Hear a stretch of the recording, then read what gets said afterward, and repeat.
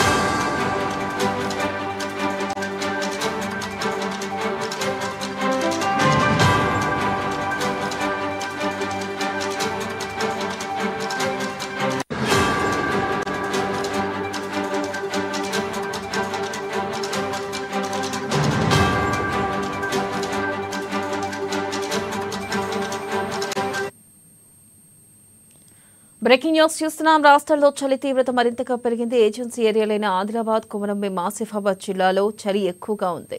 ఇక ఆదిలాబాద్ జిల్లాలోని బేలలో 6.3 డిగ్రీలు, కొమరంభీం, ఆసిఫాబాద్ జిల్లాలోని సిర్పూర్లో 6.7 డిగ్రీల మేర కనిష్ట ఉష్ణోగ్రతలు రికార్డయ్యాయి. దీనిపై మరింత సమాచారాన్ని మా రీజనల్ కోఆర్డినేటర్ సత్యనారాయణ అందిస్తారు. సత్యనారాయణ, చెప్పండి, ప్రస్తుతం ఆదిలాబాద్ లో పరిస్థితి ఎలా ఉంది? అప్డేట్స్ ఏంటి? గుడ్ మార్నింగ్ వెన్నెల.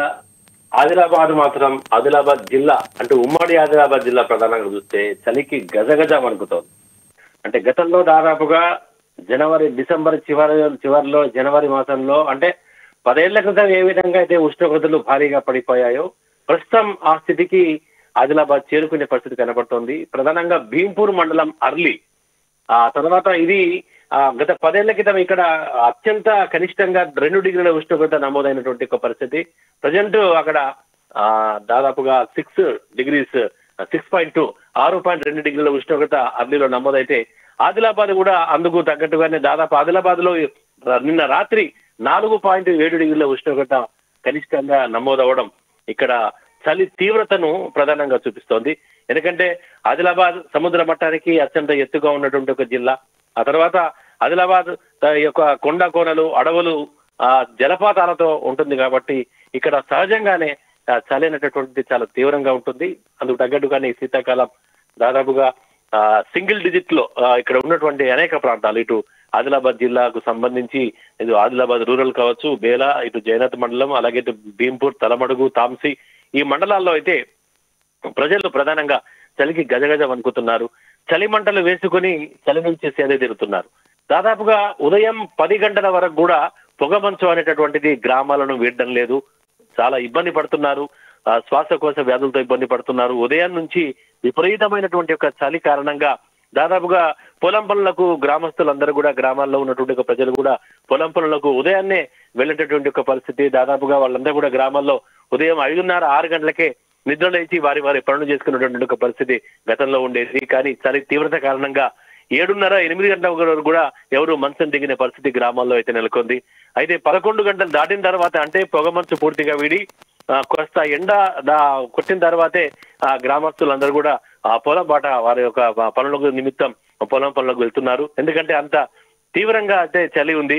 ఇక మధ్యాహ్నం ఉష్ణోగ్రతలు పెద్దగా ప్రభావం ఏమి చూపకపోయినప్పటికీ కూడా ప్రధానంగా ఉదయము ఆ తర్వాత రాత్రి వేళల్లో మాత్రం విపరీతమైనటువంటి చలి కారణంగా ప్రజలైతే తీవ్ర ఇబ్బందులు పడుతున్నారు.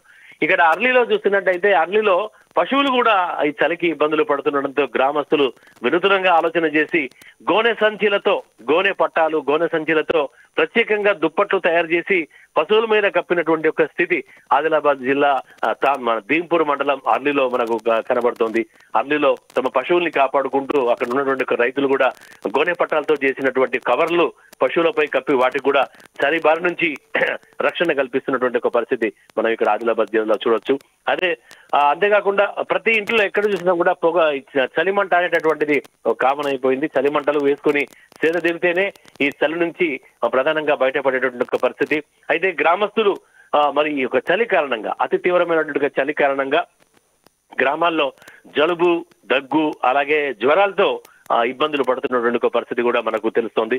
కాబట్టి గ్రామస్తులు తమ గ్రామాల్లో వైద్య శిబిరాలు ఏర్పాటు చేయాలని చెప్పేసి వైద్యాధికారులకు సూచిస్తున్నటువంటి ఒక పరిస్థితి కూడా కనబడుతోంది.